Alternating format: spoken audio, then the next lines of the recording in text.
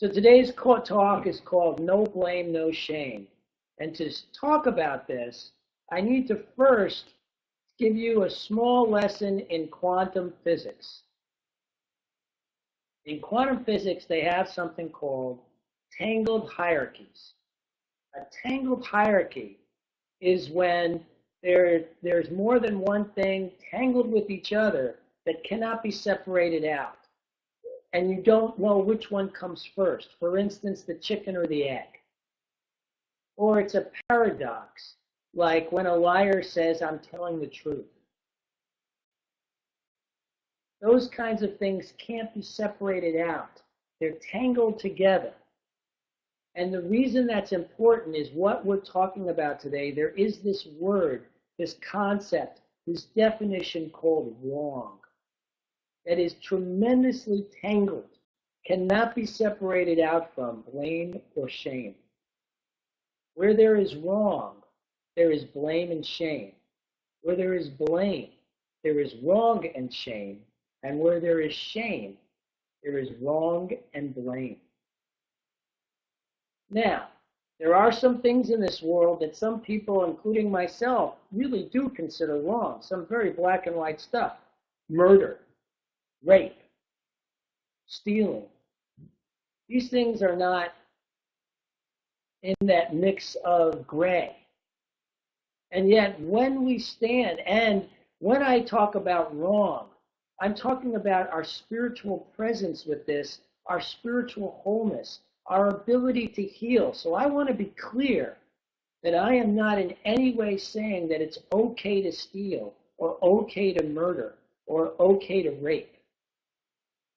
Now, today's topic can be very triggering. I know it has been for me, even as I've been talking about it. And so I want you to know I understand where this kind of talk can hit, which is why I'm making it clear that I am in no way saying it's okay to do those things.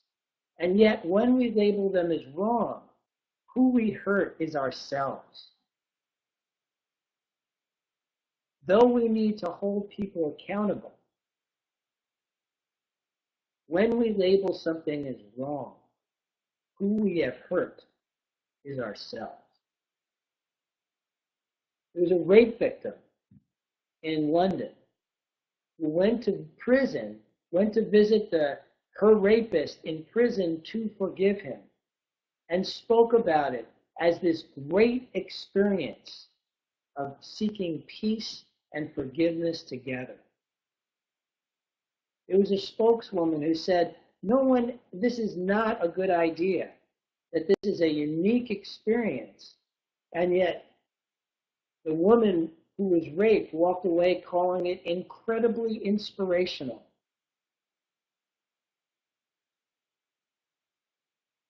There were parents of a girl who was raped, who was murdered, who went to the prison to forgive the killer and said it freed them. Others who watched this occur said they were amazed at the depth of forgiveness that is possible. And that through this experience, there was an upliftment of joy and peace, of forgiving the killer of their daughter. Now, these things seem impossible. And yet, they are the heart of healing.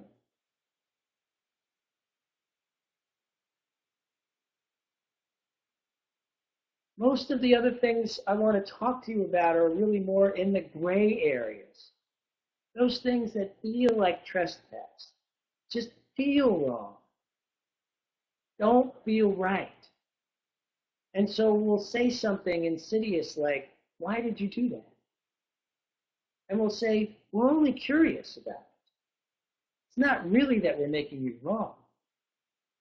It's just that we're curious as to why you did that. And yet the truth about it is the second we use that question why, we have made the other person wrong. We are in the level of blame and shame. You know, one of the big things that happens to victims of rape, of being robbed, is the shame involved with it. I was beaten as a child and abused. I've mentioned that before. And it left me feeling a lot of shame until I was willing to heal it, until I was willing to forgive those I blamed, those I made wrong. Then healing can take place. Dr. Holmes says there is no false action and no wrong action. The pulsations of life are steady, unceasing, and perfect. Let not your heart be troubled. Love is at the center of our being, and the calm, continuous pulsations of life are governed by love. Now, that is a very difficult concept to grasp in the midst of being upset, in the midst of feeling trespassed, in the midst of being sure that somebody has wronged us. And yet, when we can grasp that, when we can grasp on to forgiveness, something deep within ourselves happens that is beautiful, uplifting, and alive.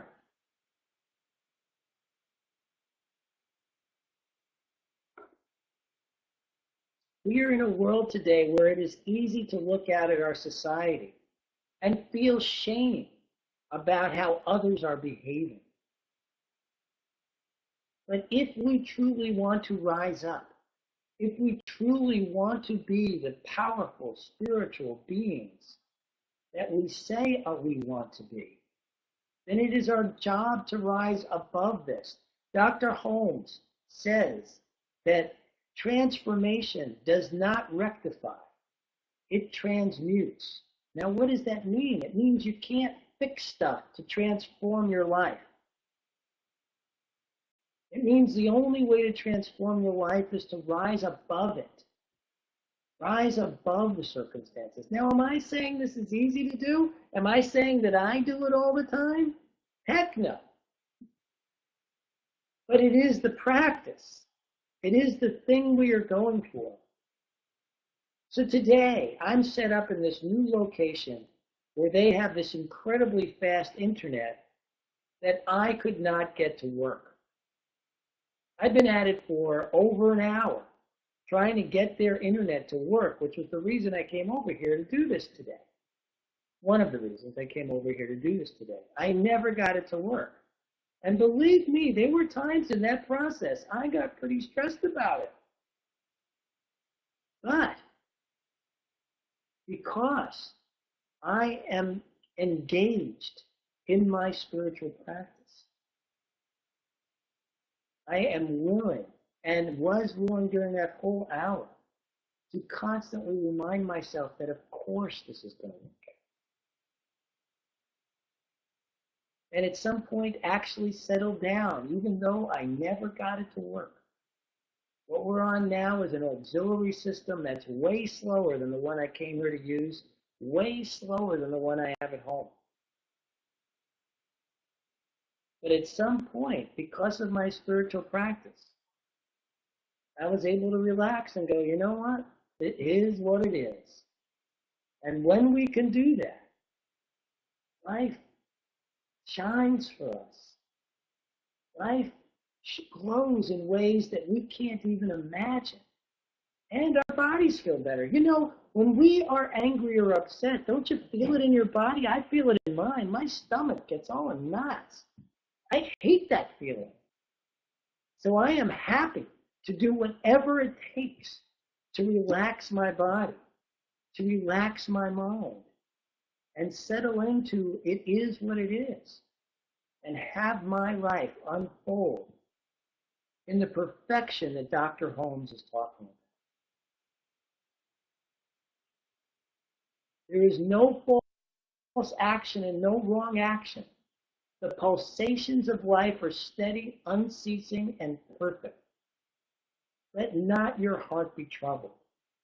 Love is at the center of our being, and the calm, continuous pulsations of life are governed by that love.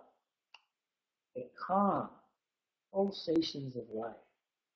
I love that image. Take it in for yourself. Let your life be the calm pulsations.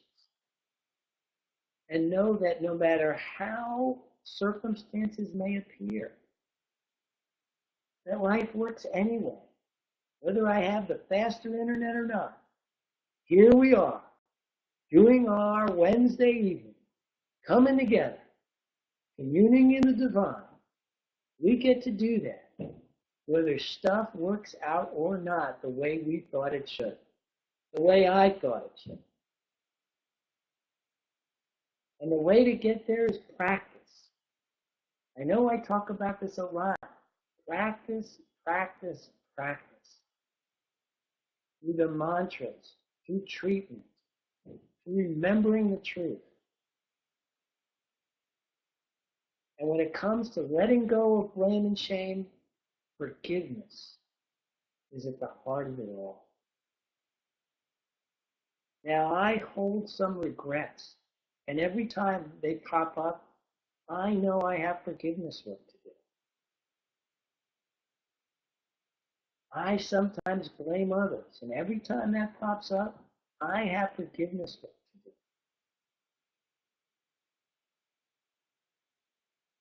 And again, it isn't that I'm saying what other people do is okay. I'm saying it's not our job to keep them accountable. It's our job to keep ourselves whole. It's our job to keep ourselves kind and compassionate. It's our job to keep ourselves loving. That's our job. So when we stay focused on that and let others handle themselves, we are in our healing process, no matter what others have done. And isn't that where we want to live?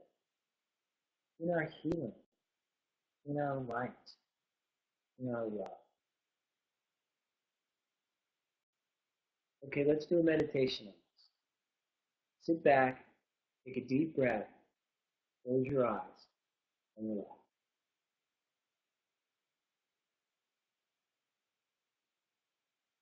Imagine yourself on a path. It is the perfect path. It is your path. Maybe it's in the woods. Maybe it's in the clouds. Maybe it's on a beach. Maybe it's in your home. It is the perfect path. The sights, the sounds, the air against your skin, everything. Perfect.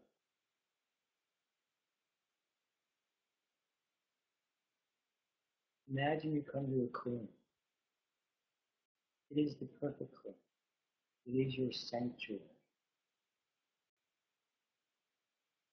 The view, the sights, the sound, the feel underneath your feet, the air against your skin, the light is all absolutely perfect.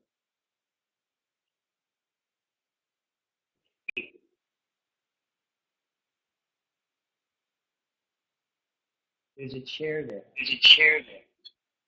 It is the perfect chair. It is the perfect chair. When you sit in it.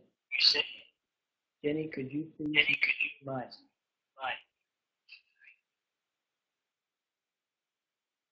When you sit in it, feel the of the perfection of sitting in that chair.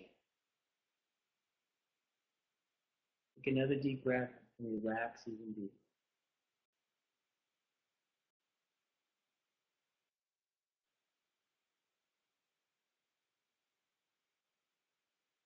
Now imagine yourself completely immersed in divine light. Feel yourself melt as one with this divine energy, this divine light, this divine perfection. Take another deep breath and melt even deeper into being immersed in this beautiful, pure energy that you are one.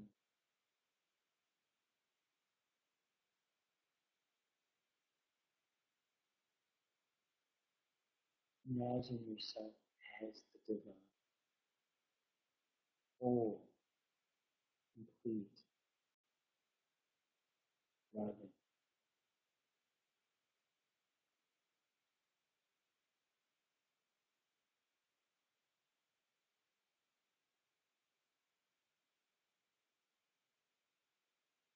And from this space, bring in any situation, condition, or person you have not fully forgiven.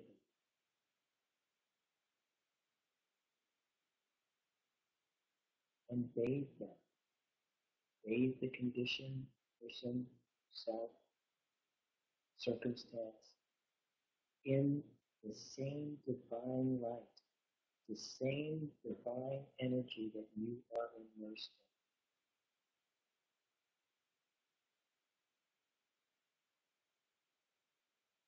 See whatever circumstance it was, or person, or condition, as divine.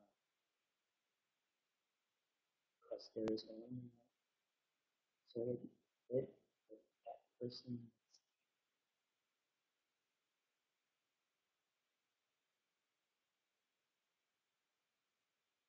And from this place, forgive them.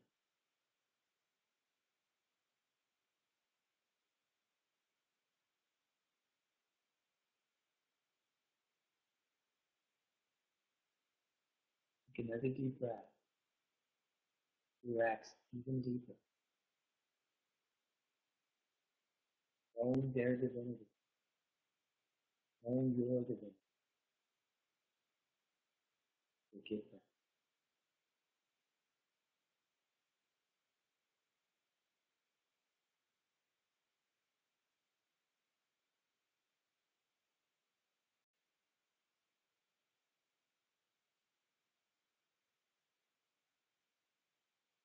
Take another deep breath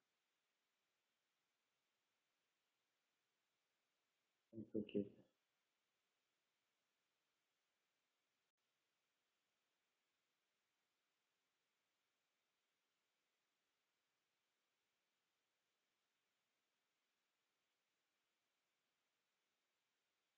Keep being immersed in this divinity. Keep the circumstance, situation immersed in the divinity and forgive them.